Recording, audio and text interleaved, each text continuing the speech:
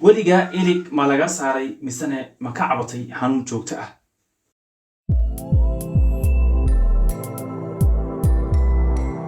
السلام عليكم ورحمة الله وبركاته. مقعيق ودكتور فوزي علي محمد oo ka howlgala kliniga caalamiga ee Apple Dental Clinic.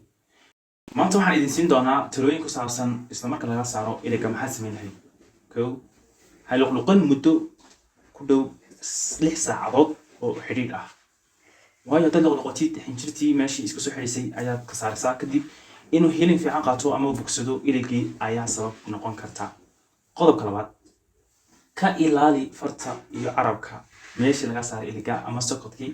haddii aad ka ilaalin weydid carabka ama farta waxaa dhici karta inaad xinjirtii meeshii aad ka soo saartid, taasina waxay sababaysaa in uu iligii degdeg u bogsan waayo ama sidaan rabna uu bogsan waayo.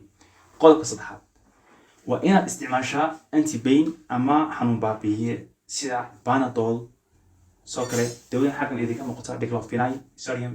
soo kale waxaad isticmaali kartaa dawadan kale ee loo yaqaano ibuprofen.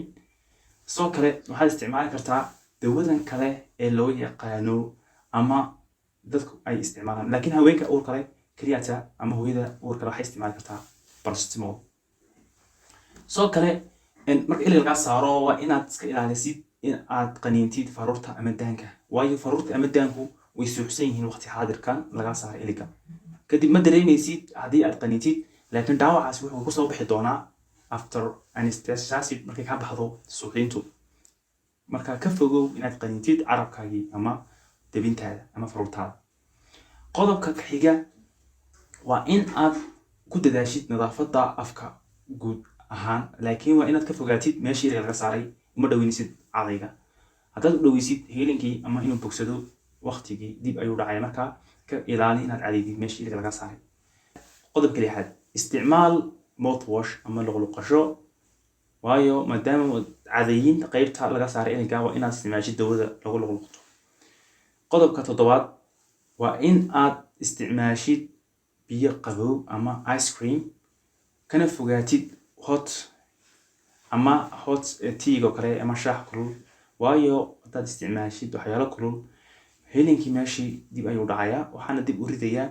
waxaa dhacaya reactionka ka dhexeeya sokadkii laga saaray iyo waxyaalaha heatkii meesha soo galay. markaa ku dadaal inaad isticmaashid waxyaalo qabow, biyo qabow, ice cream ama wixii lamid ah. soo kale haddii uu ku istaagi waayo xanuunkaasi, si degdeg ah oo emergency ugu soo laabo dhakhtarkii ka saaray iliga si uu ku siiyo waxa sababaya xanuunkan ama talooyin ku saabsan.